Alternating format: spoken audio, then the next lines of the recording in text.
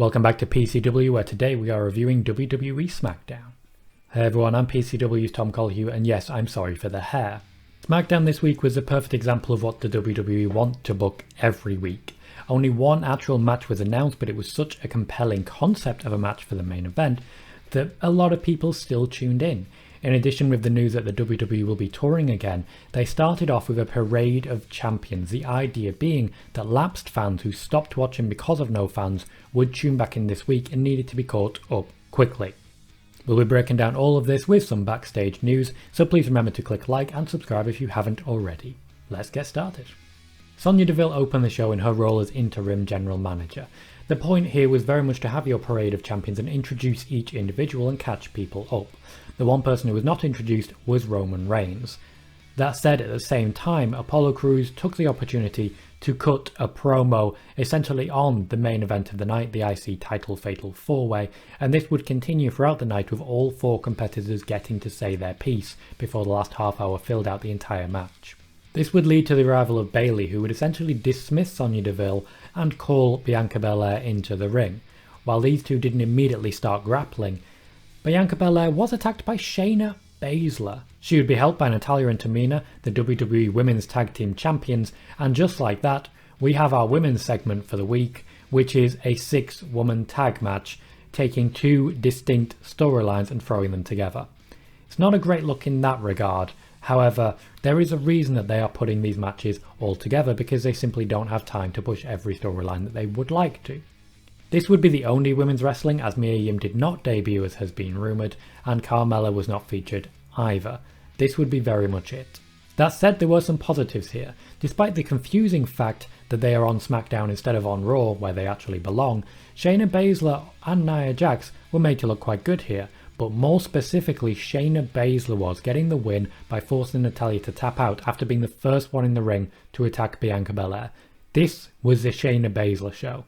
Later on, the WWE would announce that on Raw we would see a rematch once again between Natalya and Tamina defending the Women's Tag Team Championships against Nia Jax and Shayna Baszler.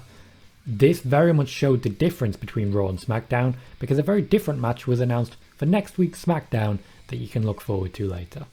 There was a rumour floating around that Aleister Black would be returning to SmackDown as a face. There was also a rumour that he would be moving to Raw.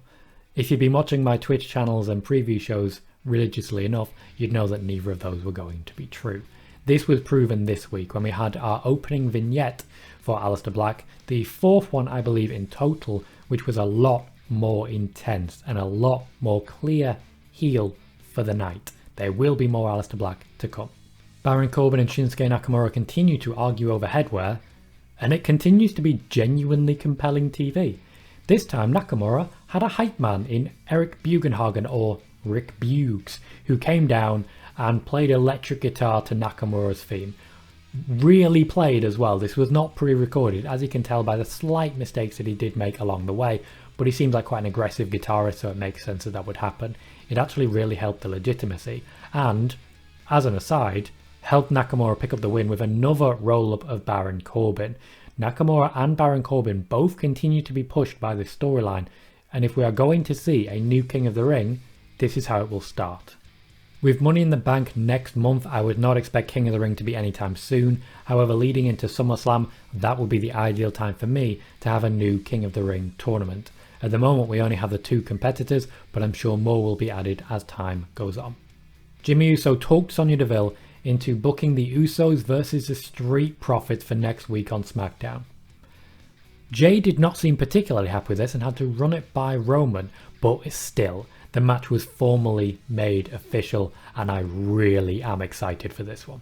The second hour draw segment featured Roman Reigns. He came down to the ring and demanded that Jimmy Uso also come down. That didn't happen. Instead, Cesaro stepped up and was immediately attacked by Seth Rollins. Before being attacked, Cesaro did say that he wanted a rematch. You lost clean at the pay-per-view, mate. Rematch ain't coming. There are question marks about Roman Reigns' appearance at Hell in a Cell. I think we are more likely to see Jay versus Jimmy than we are to see Roman versus Jimmy in an exact replica of what happened last year at Hell in a Cell.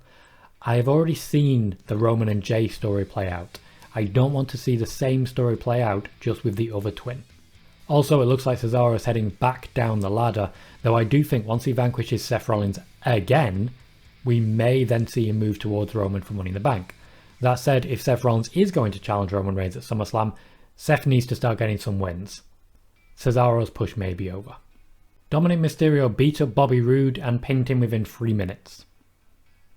Not a good look for Bobby. Great look for Dominic, winning once again of Eddie Guerrero's Frog Splash. The Street Profits cut a promo backstage showing that they are very, very excited to take on the Usos. I'm also very, very excited for this to happen. They continue to build to this match, and it looks like, much like this week, next week they will only actually announce the one match that they have already announced and build everything around it. With a match that quality, I have no issue with this. Finally, we had our main event, the fatal 4-way match for the Intercontinental Championship between Apollo Crews, Big E, Kevin Owens and Sami Zayn. With 4 people this talented, there was no question that this was going to be good. From the off, Kevin Owens immediately charged at Sami Zayn and started beating him up in the corner, a throwback to a fatal 4-way from 6 years ago, featuring Kevin Owens, Sami Zayn, The Miz and Cesaro, where Sami Zayn started the match with a haluva kick right into the corner on Kevin Owens. The match continued at decent pace, started moderately slowly, but really picked up when Kevin Owens really got into gear.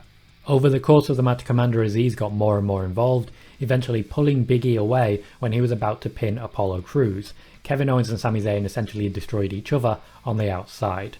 This left an opportunity for Big E, who came out, beat up Commander Aziz and then went back into the ring. However, he was prevented from picking up the win and the Intercontinental Championship because he was attacked, for some reason, by Aleister Black. Apollo Crews pinned afterwards and claimed the victory. While this match was very high quality, the fact that Commander Aziz just stood there for the vast majority of it watching Apollo Crews get beaten up raises so many question marks. If you've got a fatal 4-way, it's no DQ. Why are you wasting time behaving and obeying the rules? You're a heel. What's the ref going to do? Send you to the back? He can't. It's no DQ. That was a little infuriating. That said, at WrestleMania they did very well. Jey Uso just attacked everyone from the off. That was great. Smackdown this week was a very good show, but did suffer a little from the fact that they are doing a lot of rematches at the moment and smushing a lot of storylines together. That said, the arrival of Rick Buggs really added a bit more fire. The fact that Aleister Black has formally now debuted on SmackDown added a lot more fire, and really looking back at this show, the fact that Roman Reigns was quite subtly used and not the big time player that he usually is, was also very good. The actual top level stars, your Sasha Bankses, Roman Reigns', Seth Rollins', were used very sparingly or not at all this week, and we still had a great show. For PCW, I've been Tom Collihew, and I'll see you next time.